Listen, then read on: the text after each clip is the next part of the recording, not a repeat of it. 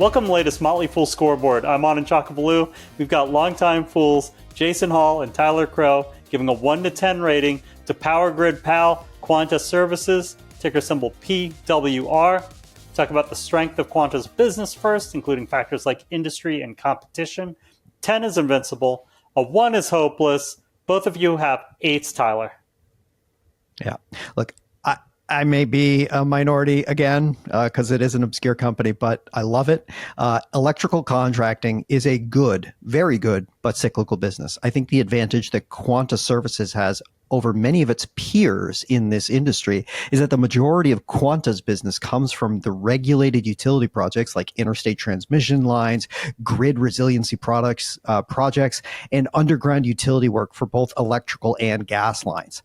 Utility spending is remarkably consistent, which makes Quanta kind of less cyclical than many of its peers.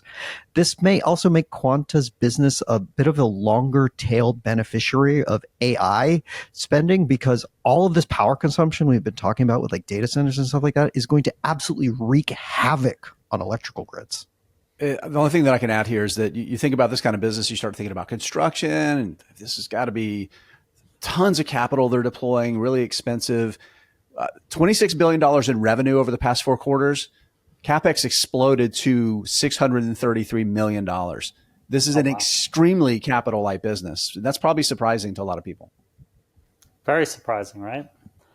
For management, a 10 is Warren Buffett, a 1 is Homer Simpson, Jason's at an 8, Tyler can't help himself, he's at a 9.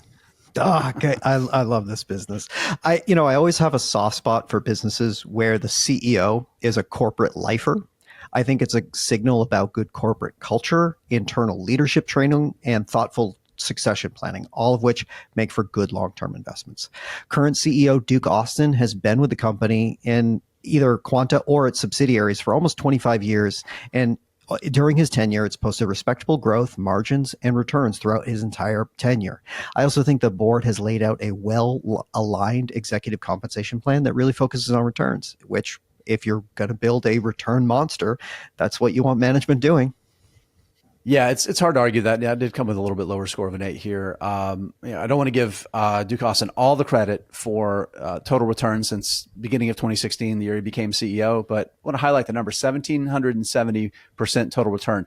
That's 35.6% a year. That's incredible. Free cash flow per share over that same period, it's only up 4-fold, but that's 15% a year.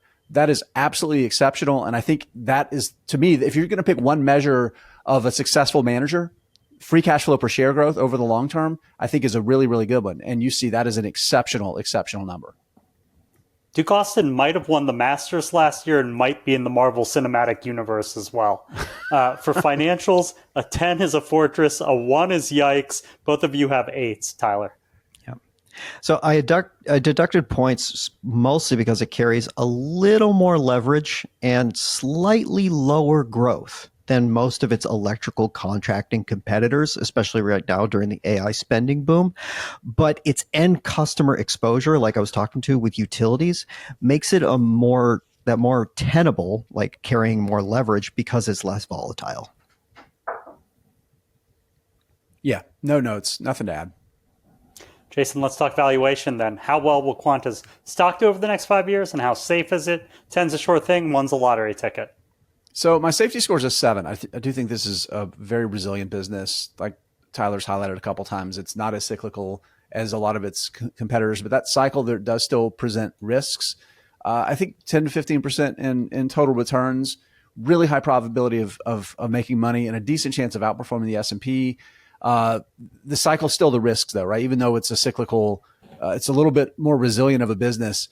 The tailwinds of AI demand on the grid are substantial and the expectations are substantial. If anything changes that, maybe the upside's not quite as strong as we expect. Yeah, I said 10 to 15, safety score of 6. Utility spending is growing. It's going to grow, I think, at its fastest rates in decades to meet the challenges of AI on the grid. Also, utilities are incented to spend as much capex as regulators allow them. That's how they make their returns and grow their business. So there's little fear of utilities really scaling back spending over the next 5 years. Quanta has preferred contractor status with many utilities, and so it kind of gets first rights on contracts in that particular sphere. I gave a low safety score because it trades for 60 times earnings.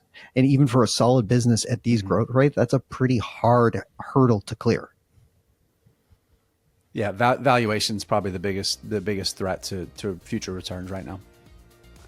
Thank you to Tyler Crowe, Jason Hall, and Duke Austin. They've given Quanta Services a strong overall score of 7.7 out of 10, with safety keeping it from that magical 8.0 that would compel me to buy shares, but color me interested.